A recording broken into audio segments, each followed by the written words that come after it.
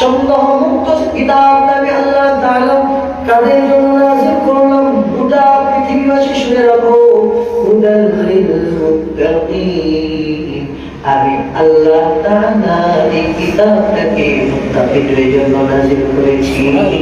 সুবহানাল্লাহ। এই কিতাব আল্লাহ তাআলা মুত্তাকিদের হেদায়েতের জন্য বানিয়েছেন।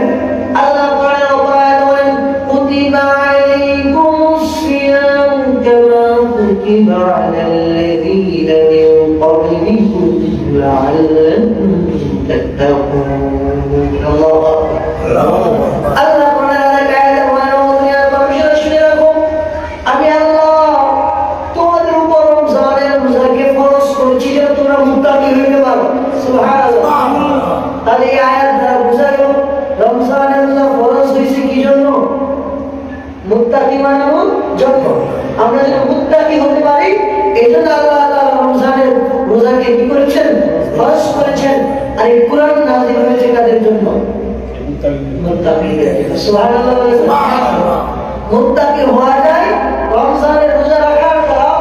আর মুত্তাকিদের জন্য যারা রমজানের রোজা রাখবে, মুত্তাকির গুণ অর্জন করবে, আমার আল্লাহ এই কোরআনকে তাদের জন্য হেদায়েত স্বরূপ পাঠিয়েছেন।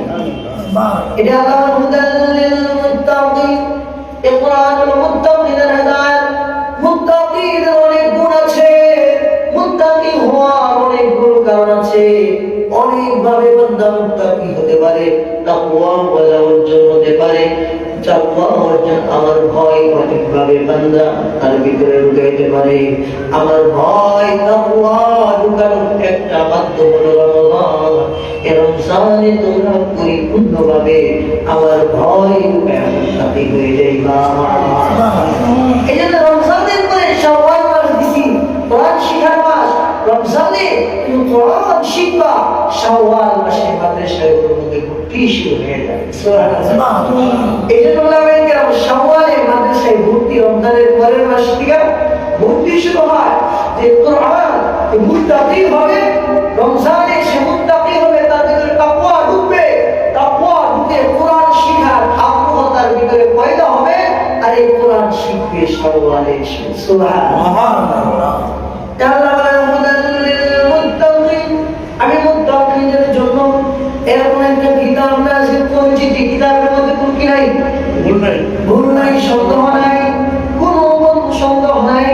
আল্লাহ বলে কোরআন যে কিতাব, এই কিতাবের মধ্যে কোনো